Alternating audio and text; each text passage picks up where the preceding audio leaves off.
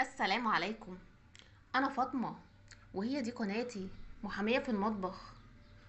انا دايما كنت بسأل نفسي سؤال: هي ازاي الناس بتكسب فلوس كتير قوي من الحليب وبيع الجبنه القريش؟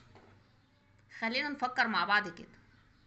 انا لما اشتري كميه حليب سعرها 200 جنيه، هتخرج لي قشطه سعرها بالظبط 200 جنيه، فهيكون المكسب هو بيع الجبنه القريش. وبرضو لو احنا اشترينا كمية لبن ب1000 جنيه، هتخرج لي كمية قشطة تقريبا سعرها 1000 جنيه، فهيكون المكسب برضو بيع الجبنة القريش. يا رب النهاردة اكون قدرت افيدكم، ويا رب تعملوا مشروع زي اللي احنا بنتكلم عليه دلوقتي، وهو تصنيع الجبنة القريش من الحليب. مشروع جميل جدا ومربح، وربنا يرزق الجميع، وبألف هنا وشفا.